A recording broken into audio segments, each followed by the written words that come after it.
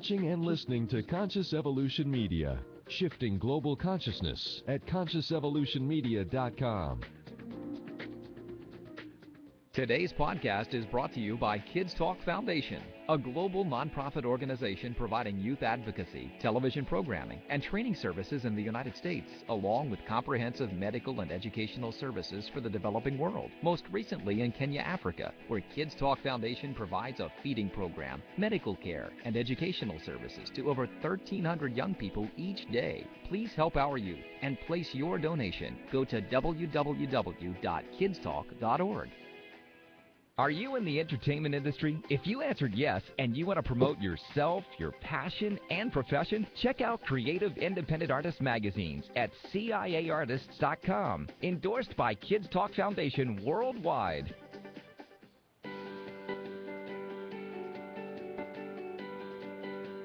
Welcome to the Ninon Speaks Internet TV show. Ninon is an international entrepreneur and philanthropist who's become an influential and positive role model for thousands of people all over the world.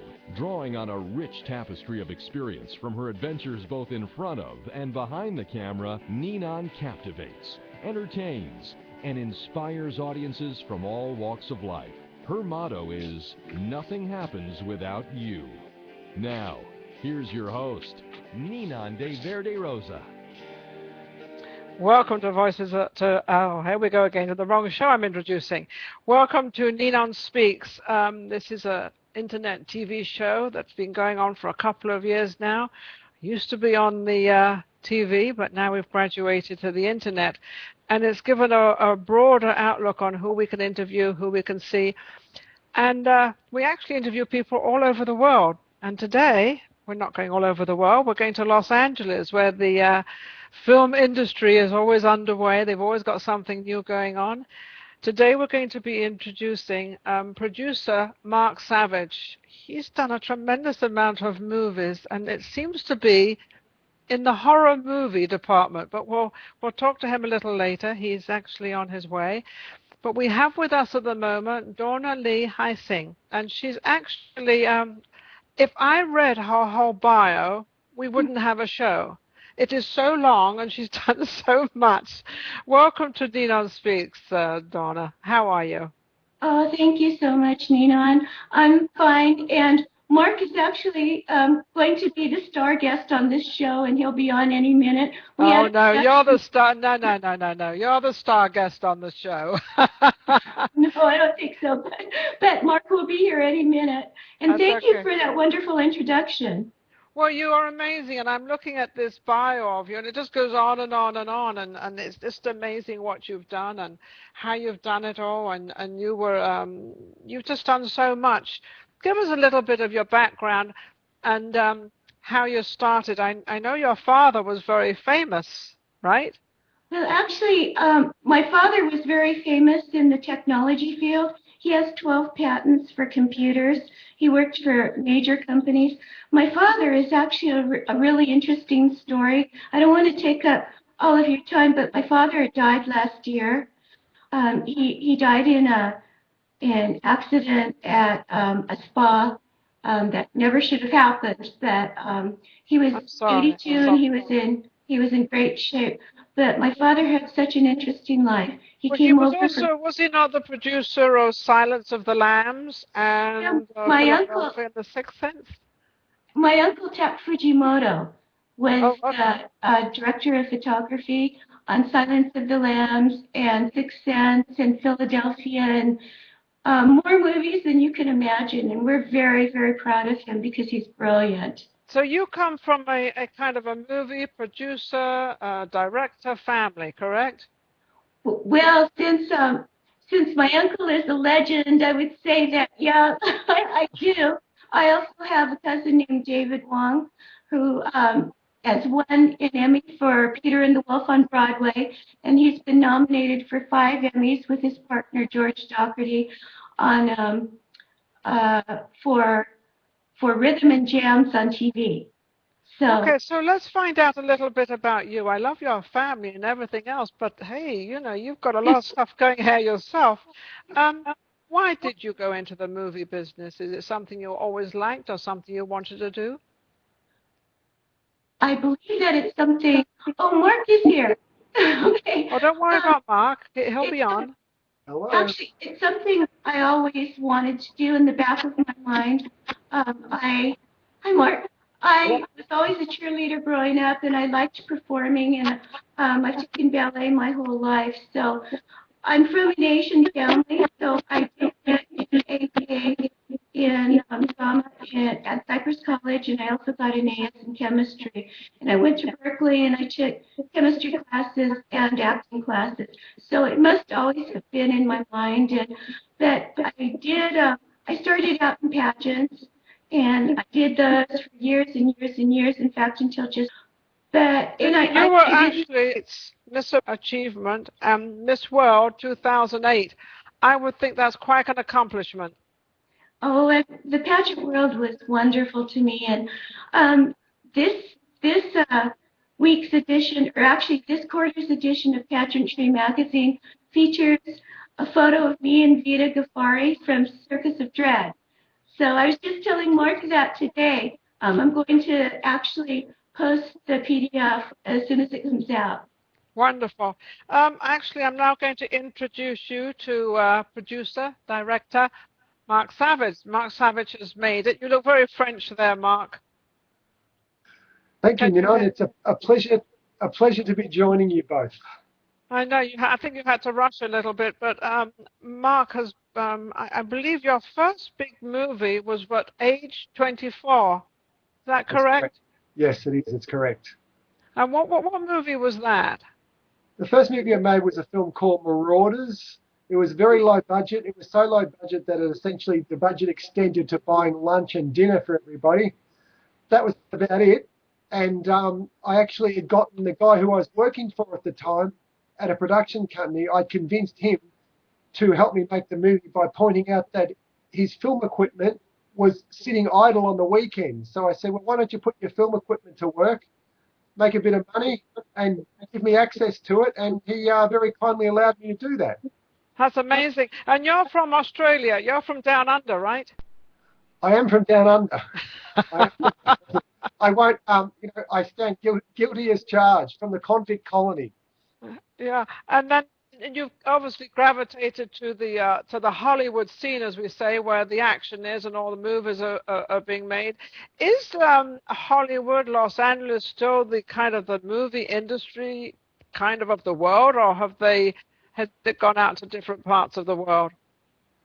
I think what's changed is that I still think it's the movie capital in terms of where the decisions are made from an executive level, but it's not necessarily the center of the world in terms of production, because there's so much production being done all over the world now, and not to mention all throughout the US in different states, because so many states actually offer different tax incentives. And there are actually quite a few states that offer much better tax incentives than California. So that's actually pushed a lot of people out of the state. Yeah, that's why I was asking you that question, because I know that a lot of people, especially with the economy, they went to Canada to film because they got, the tax break there. Yeah, Canada's been quite an attractive place to film for quite a while, like in Toronto and Vancouver, which is probably why a lot of American states decided to offer really good tax incentives to stop some of the production running at least across the borders, still keeping it with the borders. Yeah. So what are you doing now, Mark? I'm in post-production on 2 movies, a film called Fertile, which was shot in New Zealand, and another film called Pond Scum, which was shot in Los Angeles. So I'm in post-production on those, and a documentary about a man with bipolar disorder called Diary of a Mongrel Dog. I'm in post-production on those, and I'm in pre-production on a new movie that Donna and I are producing called Circus of Dread. Circus of Dread. I was saying earlier that you're kind of in a lot of the horror movies. When I was in Los Angeles and I met you, you gave me all these different scripts. They're all horror movies, and I'm like, oh, okay.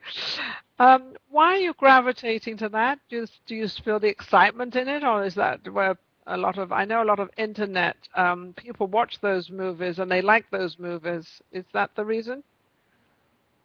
For me, horror it's an interesting venue to tell stories very, very truthfully, because in horror, you're not dealing with a genre where there are taboos.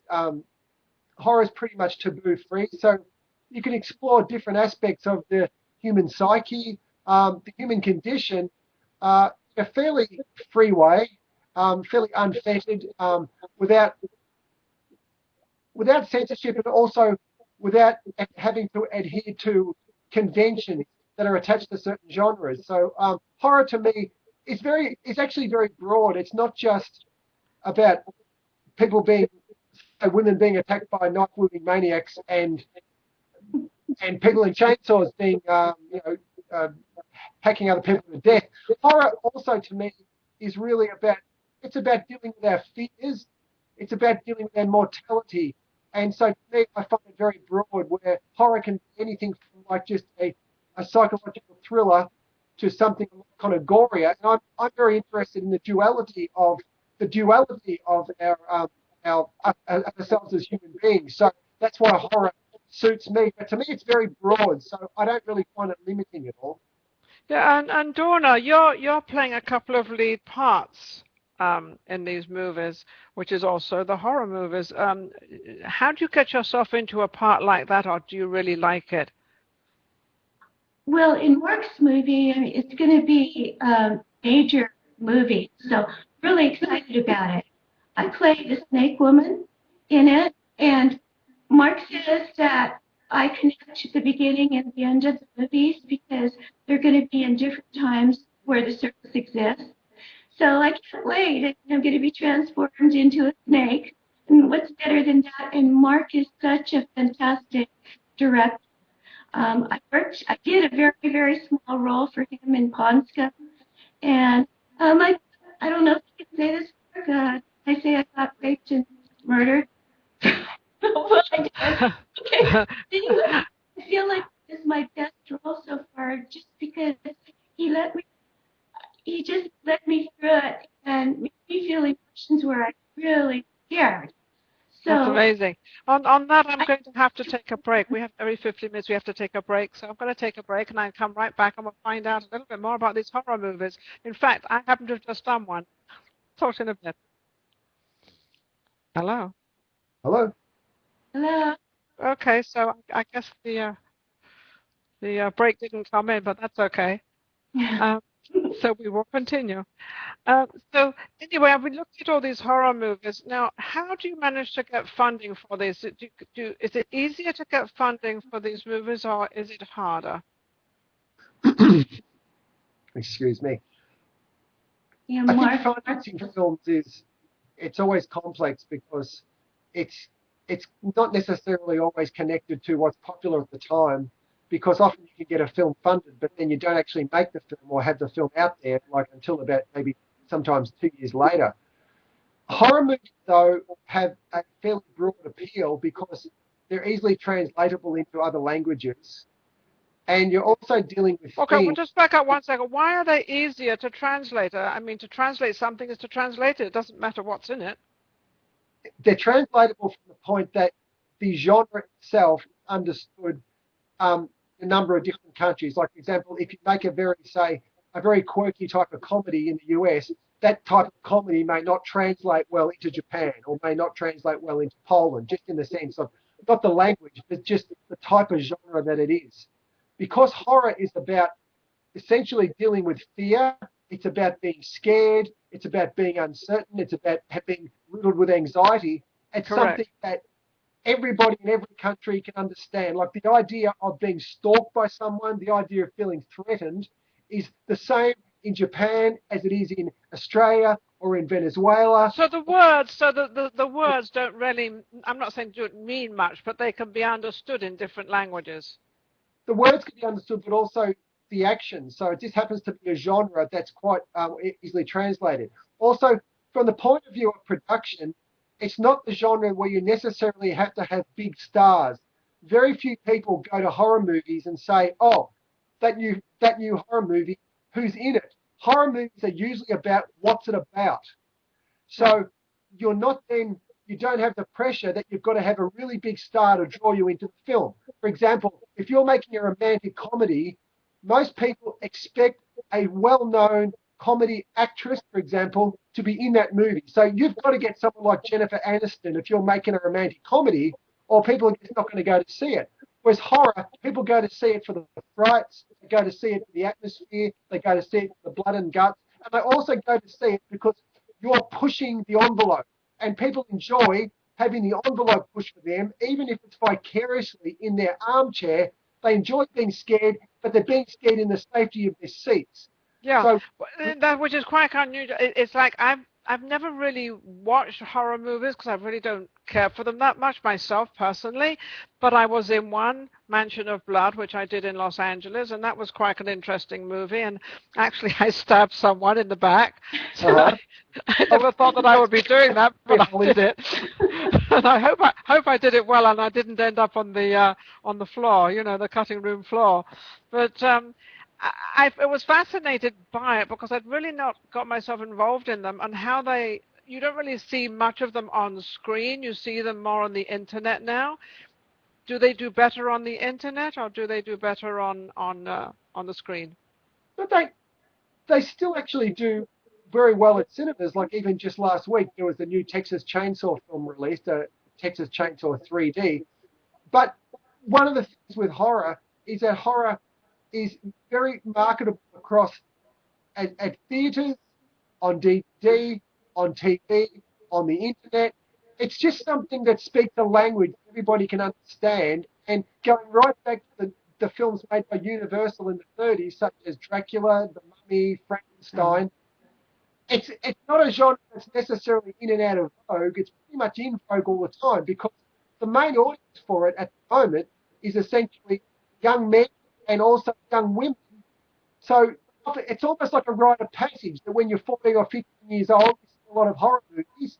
And then suddenly, when you get to like 19 or 20, especially in the case of a lot of women, they then move on to other things, like friends, relationships and study and type of thing. But it's one of those first things in life that you feel like you're a bit of an adult when you're a child, when you're subjected to horror movies, because it's like a little, it's got a... It was scary. They were scary. Donna, you're doing the Snake Lady. How do you prepare yourself, and how do you get yourself into that kind of part? Well, we're going to be starting filming hopefully by this summer, and I expect that Mark will have me fully prepared. It's a great script, and I know that I'm going to have to look like a snake, so I know there are going to be special effects with it. But I think really mainly is at the end she's going to be 100 years old, and she's going to know everything that happened. You wait a second. You're going to be 100 years old? That's what Mark says. The snake is. All my information comes from Mark, and Mark knows exactly what he wants. So I know that whatever gets put on screen is going to be what Mark wants, and I totally trust him. And also, actually, Circus of Dread is not strictly a horror film. It's a story of redemption. And so I'm in another film called Etheria. It's by Danica Fontaine, and that's going to be filmed in 2014. It's a fantasy adventure series. But Danica is very interested in the Circus of Dread story. So I feel very fortunate about that. Well, yeah, you're getting offered a lot of parts, but I can understand why. Going back to you, Mark, you've got a Circus of Dread. Is that coming out now? Is that finished, or are you starting it? The Circus of Dread is the film that we're shooting in the summer. That's our projected start time on that. So I've been working on the script for about 3 years. The script's gone through about 5 different drafts. So at the moment we've been involved in financing it. We've been involved in casting it, and also basically making representations to distributors, investors. The main thing with a film like this is that it's just done very carefully. And also when you're producing a movie, the most important thing is to understand what the movie is worth conservatively in the world market, and then you make sure that you make the movie for a budget that's less than what it's conservatively worth in the world market. That's basically how you make money on the movie, and it's really simply being responsible. You don't want to go and make a movie for $10 million if the market tells you that this movie is worth $5 million in the market. You don't want to burn bridges with investors. You want to try to maintain and create long-term... Let me just interrupt you a little bit there. You were talking about investors, and I've been a little bit down that road of trying to get investors, and I found it because I actually do real estate as well, and getting investors for real estate is much, much easier than getting investors for films. People seem to be a little bit reluctant on, like you just said, that you're actually spending money on that you said it's going to cost $5 million, and now it costs $10 million, and now you're going to make only $5 million on it, and it cost all this money. How do you explain that to your audience or to your investor out there? Well, the point is that when you write a script and you first decide on whether it's a script that has commercial potential. So what I do, I speak to a few friends I know in distribution, and I say, okay, this script here, if you were able to sell this to the usual markets that you sell it to, how much money do you think you could make on this script? And for example, they might say $5 million. So yeah. then so knowing that the script, knowing that the film, when it's completed, can bring back $5 million, my approach to investors is then to say, let's make the film, I can make this film for $2.5, say $3 million. So you then say that the disparity or the difference is between $3 million to make it and $5 million to make back. You're hoping then that $2 million becomes a profit on the movie. Of course. And the reason a lot of investors get burned is because, some producers, they simply make films that they even know before they make the movie that they're never going to make the money back on. But the reason they do this is because they take big fees to make the movie. My approach has always been, I take a very moderate fee to make the movie, and I share it in profits once there are profits in the movie. Once the profits are out there. I'm not going to take a break. I need to take a break because Blog TV has come us. We are now on the Blog T front page. So you are both being featured, and I'm in there too somewhere. And I just want to thank Blog TV. You are great. You're always on. You always come in and pick my shows up. I appreciate it an awful lot. If I can answer any questions you have, please send them over, and I'll see if I can answer them. I'll see if Mark can answer them or Donna can answer them. But the reason I was fascinated, Mark, about the financial side of it is because it is a risk. But what you're saying, that if you're absolutely 100% true to color of what the film's going to cost to make, and then you also know how much money it would roughly bring in, and knowing how much it would bring in obviously would be through selling it on the DVDs, having it on the internet and different places where you know that you're going to make a profit on. Is that how you find out? Yeah. I was speaking just recently to a distributor who's an international sales agent, and it's mostly licensing the film to various countries. So, for example, you might take the title and say, for example, in the US, you might find someone who'll pick up the film and they'll license it for, say, $100,000. Someone else licenses it for $50,000. Someone does it for $200,000. Someone does it for $325,000 and $5,000, and eventually, collectively, that's what you estimate that the film can make back. It's never an absolute guarantee, and film investment is speculative. But the thing is to be as responsible as possible, and as long as you're mindful of what the film is worth, and because obviously you don't really want to make a film with a group of investors who don't make any money and they go away. You want to be able to get a group of investors that you treat like your family. Well, yeah, because if you did that, then you'd lose all your investors and nobody would invest with you. So you have to make sure, which I think you have actually, to make sure you have a good reputation out there of spending their money and being able to bring a profit in, because regardless of how much money anybody has and how much they want to spend on a movie is irrelevant to what they can make. Everybody wants to make something. So do you cut a lot of stuff out just to make sure you can do that?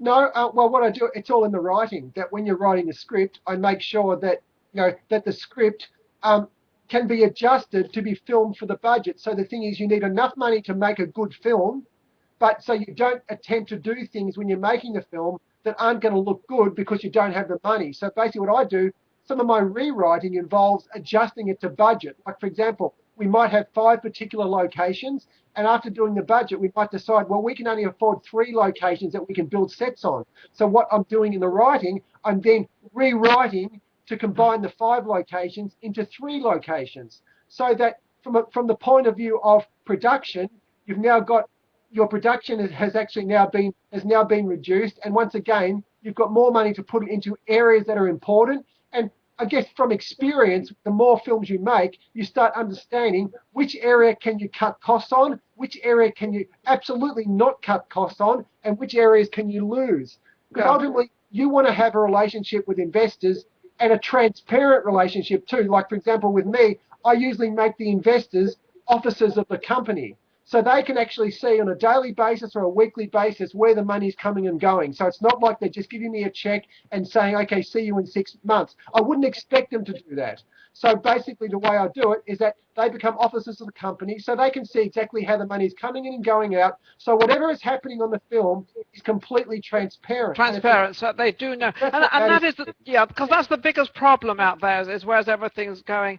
And what I also want to know is from Dawna.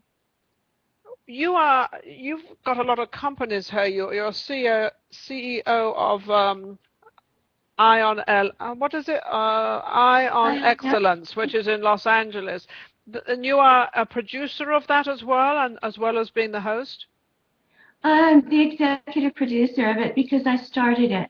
I actually have a BS in business and an MBA. And so I was a marketing director for many years. I started out, I've been a member of SAG for more years than I could remember. You're not that old. Come on, give me a break. Thank you. But I was a marketing director for many years. My husband's in marketing. I had the best mentor in the world. And 2 years ago, he said I could go back to acting full time. So I have a business background. I've built marketing departments myself. Let's back up a little bit here. Did he not allow you to go into acting while you were married?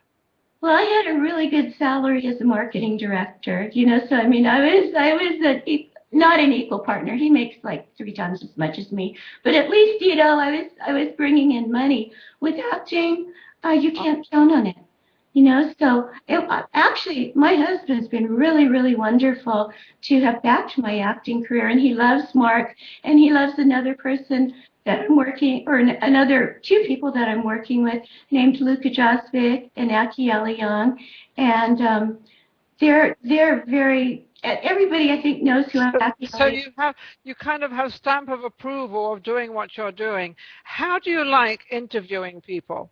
Do you like it?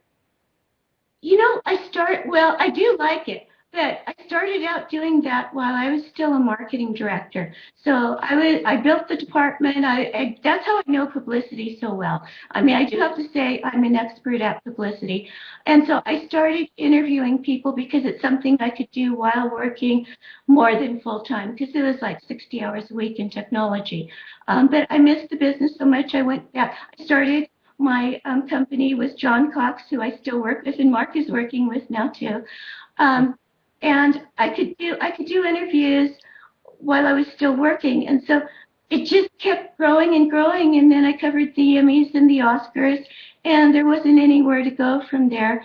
And I've always loved acting. So this year, I only really want to interview the people whose projects I work on, or a select few projects like Circus of Dread, obviously, and then Danica Fontaine's Etheria. And I'm going to be doing a film with Luka Josvik and Aki Young, as I said, and they're going to be introduced to Mark very, very soon. I like to keep it. There are certain people in this business who I trust, and Mark is one of the best. And so I like to, and Luka and Aki also, and Danica. Danica has just been wonderful. And who's Danica? I know Danica is one of the writers or something. She's very much into this Etheria movie. Correct? Danica is the whole power behind Etheria. She's the author of a series of children's books called Etheria, and she's won Shorty Awards for her business, in music, and she's also been awarded the Gold Star from Publisher's Desk, which is the biggest honor you can get in publishing.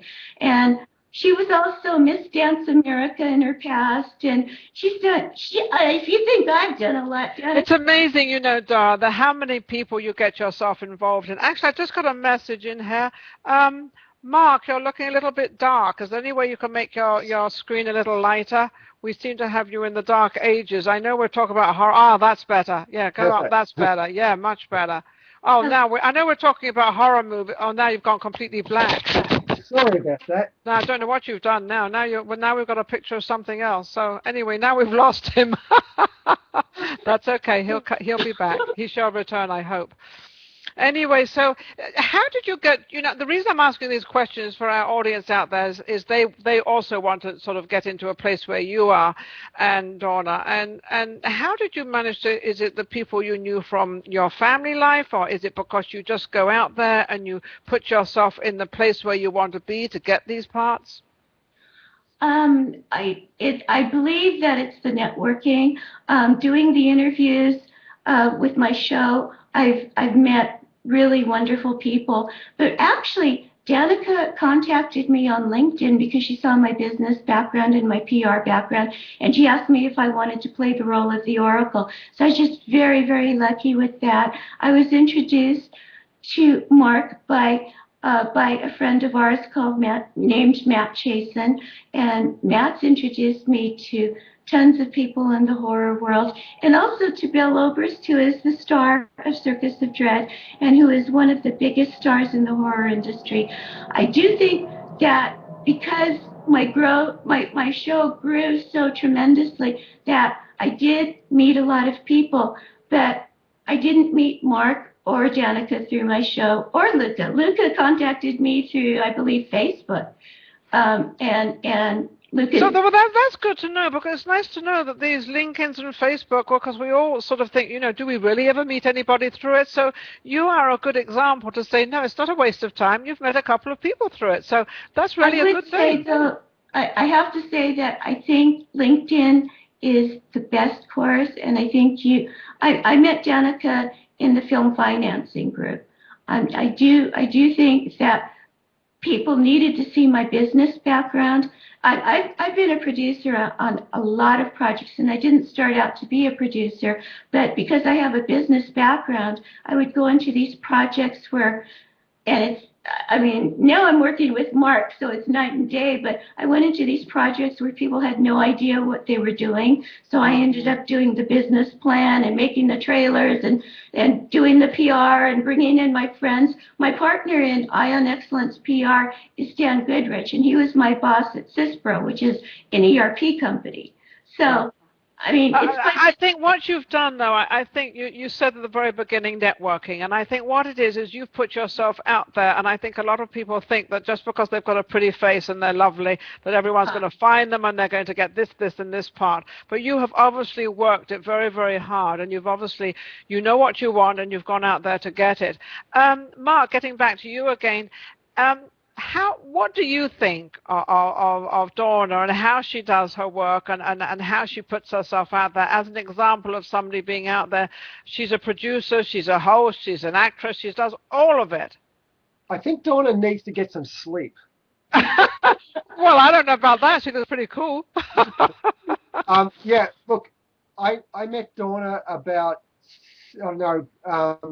6 to 9 months ago, and I was really impressed with her just from the beginning, because she actually interviewed me for something, and we actually just got along really well, and I was talking about various projects, and she's a really amazing package, because not only is she a very good actress, but she has the business background. She thinks like a producer, so she actually is quite very pragmatic, as well as being creative, which I think is really important for anyone in the business. I mean, obviously myself, when I first started out, I was more purely creative, but then I realized very early on that I needed to be pragmatic about it, because it is a business as well as an art form. So you always it's definitely a business. I mean, if you don't make money out of it, if you don't make money, how are you going to make the next movie? Well, that's right. And so I think that with Donna is that, with me, the most important thing is it's the integrity and the honesty of the people that you're dealing with. And that when they say, you want people that when they say that the sun's going to rise in the east, you don't have to basically get a second opinion. You want someone who you totally trust, because it's very complex. It's very complex raising money. It's very complex doing casting. Everything associated with filmmaking is actually very, very difficult. So it's too hard if you're also dealing with issues of trust with people. So you want to, as much as possible, try to bring in people who you trust, but also people who understand that the number one interest is to get the film made, but to get it made honestly and to get it made well, and to try to take the egos out of it, because it's a business where it's often completely capsized by egos, like people who are more concerned with what title they've got in making the movie than actually doing the work that's necessary. Especially the beginning ones. You wouldn't believe it. I do believe it, because I've been on set so many times, and I've watched them, because I'm not saying that I'm a great actress. No, I'm not, but I've done my fair share out there a little bit, and I've watched some of these newcomers, and they like walk around like they're king, whoever, and I'm looking at them thinking, you don't know anything. But also what I have noticed in the movie industry is that a lot of the companies, or a lot of the directors use the same crew and a lot of the same people and a lot of the same actors that they all seem to get on with, and they can trust them, and they're reliable. Is that a trend because they want to get the movie done? Yeah, especially with using crew members first. That with crew members, if you have like the most intimate relationship that the director will have is with the producer, although on this one, of course, I'm producing it with Donna, so we're producing together. But essentially, once a shoot happens, the line producer and the production manager and basically the first director will kind of like run the set on the day. But in building up to it, you're actually got a very intimate relationship with the producer, and then on the shoot, you've got an intimate relationship with the director of photography. Now, in some films, I'm my own director of photography, but on the bigger budget ones, I get someone else, and it's like a marriage. So you develop shorthand with that person after a while. When you've made 2 films, I don't have to sit down at the beginning and speak for 2 or 3 hours describing the look of the film. I can just say to that person, oh, you know how basically we shot that stuff? We basically had like a nice kind of bluish kind of night and a lot of key light and a lot of basically kick lighting from above, and we're backlit this particular way. And the DP just goes, oh, yeah. I said, well, let's do it just a little, pretty much like that. Maybe let's just kind of like turn up the, maybe a little bit more kind of like bottom light, a bit more light bounced off the pavement or whatever. But it gets to a point where it's the same with the same with the set designers, the makeup people, and everything, that you develop a shorthand, and also it's a circle of trust. So what you have is that you have a really fine circle of trust, so that the movie's not going to because a movie can very easily be capsized if you have crew members who can, in a way, create dissent amongst dissent. You can have one unhappy person on a shoot, and that unhappy person can upset the entire application. It's like the bad apple in the bunch. That's what it can be very, very hard. I don't think most people, and that's why I'm asking you a lot of questions about this, I don't think most people realize the work and the trust and what goes into making a movie. We see the movie on the screen and we love it. It's great. We're sitting there for an hour and a half, 2 hours, 3 hours, whatever it is, and we come out and it was great. But we don't really realize the trust in that movie of all the people that had to take care of their each job they had to do. And do it correctly, because it's very, very difficult, and I don't think people understand the actual what goes into it. They all think it's the movie star and it's all fun. No. That's true. And we all turn up to the awards, and we all look glamorous, and we all look great. Little do they know what we look like on set. Oh, that's true, because if, for example, most people's exposure to the industry is watching Entertainment Tonight or watching The Insider, where if you watch that, you would think that all making movies is walking down red carpets and doing interviews with journalists, whereas it's actually, in fact, 95% sitting at your desk on your own doing paperwork, getting on the phone, getting faxes, talking to people overseas, and the 5% of time when you do the interviews, or even if you have, say, for example, a screening of your movie, even then you're not relaxed because, for example, I was telling Donna recently, I said, usually at the screening, I'm stressed out because I'm worried about, is the picture going to be in focus? Is the sound going to be okay? Is the aspect ratio going to be right? So you really need to basically have that kind of comfort, which is why you tend to work with the same people over and over again, because at least that means, because you're spending very important money to make the movie, so every day is precious. Every day is costing you like 50 or 100 or 200 grand. So you don't want to be in a position where you just have to suddenly wait around for 2 or 3 hours while someone gets their act together.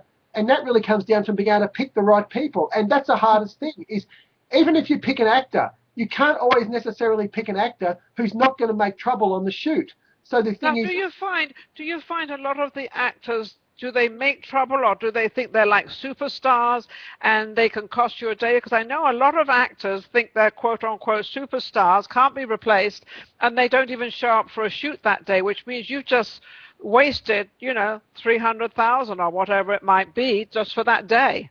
Well, thankfully I've never actually had that issue myself, and I think I've pretty much cast people. I have very good instincts about human beings, so I think I can usually tell. I think often the problems don't necessarily become from the lead actors. Occasionally you might have an extra or someone who's got like one line, and they're often usually the most problematic. Whereas when you're casting the leads, you get to know them quite a bit leading up to the shoot anyway. You'll literally sit down, like even say, for example, like, some of the actors on this film already, I've sat down with them. I had one of them over to my house recently to actually watch the movie because I wanted to give him an idea of the tone of the film that I was going for. So you get to know them, so I feel like I trust them. But the main thing is, too, straight away, the first thing I'm thinking of is this person a psycho? Like, they can actually be a good actor, but unless you're literally making $100 million movie where you have studio money behind you, which can in a way provide a bit of a cushion if there's a little bit of a budget blowout, on the lower budget movies, you don't have the luxury of being able to say, well, if this person misbehaves, we can afford to lose a day or two. You can't afford to lose a day or two. No, you can't. No, and I agree with that absolutely. I wanted to ask Donna a little bit about PR, because you said there's in a movie, we've got all the actors, we've got everything. When do you actually start the PR for the movie? Is it halfway through the movie, or is it before the movie? How do you start that?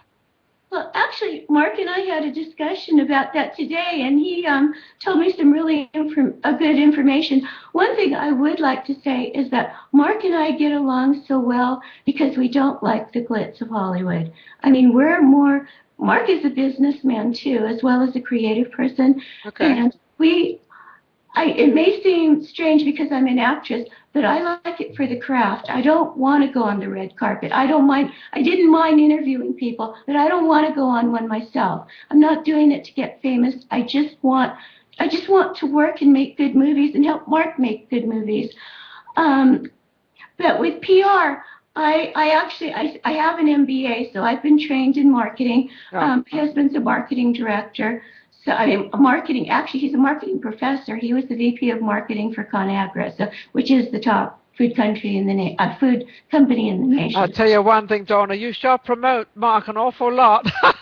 He's like one of the greatest directors you ever met, and he probably is for you, which is awesome. It's amazing. He's my future, because I have run into so many not real people in this industry in just the last 2 years. And I tend to trust everybody.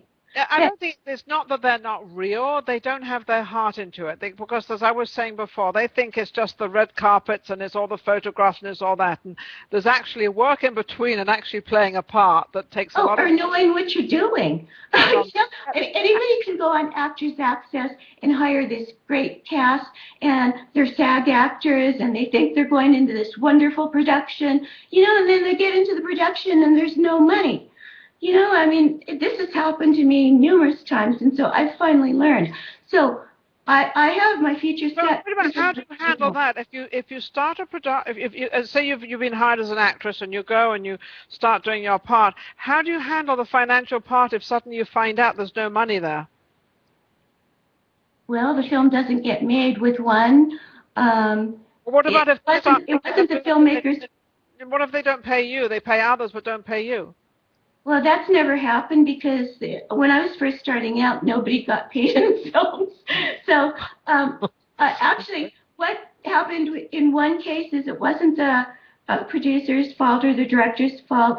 Somebody promised money and didn't give it. So there were all these actors that were cast, and I didn't really want them to have their lives destroyed. So I went in and wrote the business plan, and I'm currently helping with that production. There was another one who was going to have this Indiegogo campaign and couldn't raise any money, and I mean that's not my fault. So that's but as far as PR, so you doing the PR and marketing is actually to raise money to get it out there. So then therefore the PR and marketing is done as the film starts. Actually, the way I raise money is really I run into the people who I know are real and can really raise the money. And that's the only time where I will get the people that I trust involved. Okay. And luckily I've run into a few people who I trust will help. And so that it's not PR. I mean, if someone comes and offers me money, then I'm immediately going to look and see why they're doing that. Absolutely. At the end of my shows, I always have like a little question and answer thing because I coach an awful lot of people out there in the image, their branding, who they are, what they are, and a lot of actresses and actors and producers, and because I've been in all the different businesses. Is there any question you would like to ask me that I can answer for you? We'll start with you, Donna. Actually, branding is a really good subject for me. I had a manager who told me that, I always had to play the sexy person and the prostitute and the stripper and the cougar and all of that. And the only reason I'm dressed like this is because Mark was helping me with a trailer this morning. So this was the character. But, that's not the real me. I mean, the real me has an MBA and is So how would you like me to help you with presenting yourself if I can? I don't know if I can help you because you seem to have your act together pretty well. But what's the best? No, Mark's helping me too. The people that I trust are helping me change my image so I can get into network TV where there's a chance to make money if I choose to do those parts. So okay, I'm going to give you a little example right now because I kind of got a little bit of your message. You've got to like who you are, number one. Mm-hmm. You've got to look at, and I'm sure you do, you're a very beautiful woman. You've got to feel very secure with yourself of however you look. And sometimes you don't have to put on the clothes or the makeup to be that person. So sometimes you can cool down a little bit on the makeup. There's different makeups for different times of the day. We have our morning and then, luncheon, and then we have dinners and evenings, and then we have the stage makeup and everything. So you've got to, number one, feel very, very comfortable in your own skin and put a very, very large value on yourself. That's what Can I say one thing? Yes, you can. When I did Pond Scum with Mark, he made me wear this huge vest, and he made me wear a hat and sunglasses and put all of my hair up under the sunglasses and not wear any makeup. So that's how did you feel like that? It was my absolute best role. I was so proud of myself that day. I can't tell you the feeling and it was a very, very small role in the movie. But I was so proud of myself just because I felt I did a really good job. So we'll see when the movie comes out. You also felt that you didn't have to have all that clothing on. You didn't have to have all that makeup and all that stuff. And you were still accepted as how you were. If not, you did a great job. And Mark, how did she do with that? And how did you manage to get her to do that? Well, I actually wanted to put her in a role that actually drew on a performance more than her appearance. So, and I wanted to get something that adjusted her appearance rather than going with the way that she normally looks. I mean, she's always very, very well manicured, very well coiffed, and she's very well put together. But that wasn't the role, because the role that she was played, she was basically like a low-level drug courier, and someone like that would end up being someone who really wants to be anonymous, doesn't want to draw attention. So in that role, that was why, well, hide your hair and put the hat on. And no, she was fairly responsive to it. How did you see her looking like that? Because you must have had a vision of her looking like that and being okay. Yeah, well, because I knew it could be achieved. I knew that basically if we gave her a little hat and like had her in the right clothes, she'd actually go from someone who's usually very, very striking. You know, she walks in somewhere and everyone's looking at her, but to someone who actually can disappear into a crowd. So I just explained that, you know, that was necessary, and then it worked better for the role because you never see her eyes, but there's a final point when at the end of her scene where someone actually literally takes her glasses off, her sunglasses, and it's the first time you see her eyes. So it's got more impact because you've never seen her eyes until then. And then at that point when they take the sunglasses off, it's a bad person who's taking the glasses off, and you see the fear in her eyes. So Yes. all the attention was drawn to her eyes. It wasn't drawn to her. It wasn't drawn to the rest of her because the rest of her was actually covered up. So how would you rather see her yourself? How would you rather see Donna? Would you rather see her with less makeup, more makeup? How would you like to see her? It depends entirely. It depends entirely on the role. What about in just regular life? Forget the movies. Well, I explained to her recently because we're actually putting her picture in a document, and I said you cannot look this kind of glamorous. You cannot look this kind of like sort of like almost like cheesecake as she sometimes looks in some photos. And you can't look like that in the business document because you're addressing yourself to business people who have a conservative view, and they've got to look at you and say, I will trust that person with my money. I'll trust them with something that I have earned myself. So that's why we adjusted it, and we found a picture where she projects a more kind of business-like conservative image, because that's the type of people that you're dealing with, and you want to make them feel comfortable. I mean, that's the most important thing, I think, in every relationship that you're having with people, and not only because you want something from them, but you get much more out of it when you understand what makes them feel comfortable. Absolutely. Now, how did you feel about, him telling you this? Because you've always sort of had the makeup on and the hair and the whole bit. Now, all of a sudden, you've got to kind of bring yourself down. Did you mind being told? No, not at all. Actually, in the business world, I mean, I had to dress down or I was sent to HR. And let me tell you, I was sent to HR a lot. So, I've always kind of been like this, but obviously it was way toned down when I was in business, or else people wouldn't take me seriously. Now I've noticed, I wanted to play the sexy roles and the glamorous roles. Okay, I've done that. Now I notice if I look like this, people don't take me seriously until they see I can act. So I would rather have them take me seriously. And my husband's always told me that, don't wear so much makeup, don't dress so sexy, blah, blah, blah. And wait a second, he's just jealous because he doesn't want all the other men looking at you. So he wants you for himself, not for someone else. No, he's a business person, so he knows. So I do want to be taken seriously because that's the real me. I'm not in here for the glitz and glamour. I think it's fun to do these sexy roles sometimes, but I really am.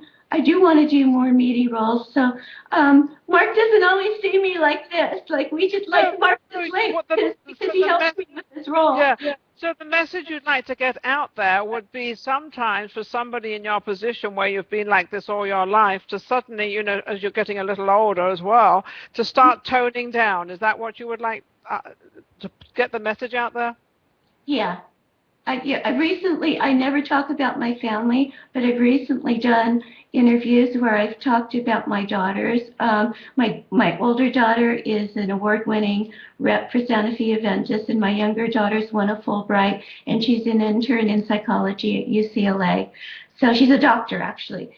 So, I always had to worry about my age and all of that stuff. Well, I'm not going to anymore. I'm proud of my family. That's wonderful. I think that's amazing. Mark, one last word. How can people get hold of you, Mark?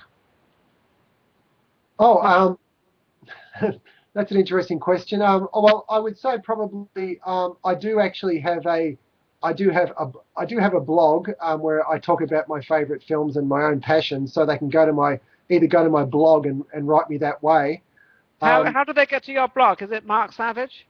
No, it's called Phantom of Pulp. It's just Google Phantom of Pulp, as in pulp, as in Pulp Fiction. So Phantom of Pulp. Okay. But otherwise, obviously, I'm contactable either through I also have like a YouTube site, Savage Cinema with an S, SINEMA. So And but I mean, I guess I'm not that hard to really track down if you really want to track me down. Really want to find Mark Savage? You can find him. How about you, Donna? How come people can't find you? Probably on Facebook. Okay. I mean, yeah. I'm on Facebook too. So yeah, through Donna's Facebook, you'll find me. And Donna is what? Donna Lee? Is it Heising? Donna Lee Heising. Yeah, which is Donna is Dawna, and then it's Lee, Lee, and then it's Heising. Yes, and you can find her on Facebook. I try to protect Mark and Danica because I get a lot of people who just immediately want to get cast in their films. I mean, they get hit up so much. So Danica blocks everyone who does that, who uses my name, and I try to protect Mark. So don't try to do that. Contact me first if you want to reach someone. Okay. Well, that's saying it, I must say. There's nothing like being honest. Well, the show has come to an end. It's been an intriguing show to me because we've learned an awful lot of producing, directing, financing, how to be a movie star, how to stay on set, and how to be very conscious of your work and your acting, because that's really important. And if you're very honest and secure, you do get other parts. If you are not and you don't turn up for your part, and maybe you're just an extra or you've got one line, turn up, be there as promised, and you'll get more parts. And people always like the honest, good people that really do act. Mark Savage, thank you very much. Dawn Lee Heising, thank you very much. You've been amazing, and we'll see you soon, I hope. Okay, thank you. Thank you so much. Thank you to the audience for watching Ninon Speaks. Watch the Maxed Out Money Hour Internet TV show program All About Money with your hosts Ninon and Coach Steve every Tuesday evening at 9 p.m. Eastern, 8 p.m. Central at realcoachingradio.net. Today's podcast is brought to you by Kids Talk Foundation, a global nonprofit organization providing youth advocacy, television programming, and training services in the United States, along with comprehensive medical and educational services for the developing world, most recently in Kenya, Africa, where Kids Talk Foundation provides a feeding program, medical care, and educational services to over 1,300 young people each day. Please help our youth and place your donation. Go to www.kidstalk.org. You're watching and listening to Conscious Evolution Media, shifting global consciousness at consciousevolutionmedia.com.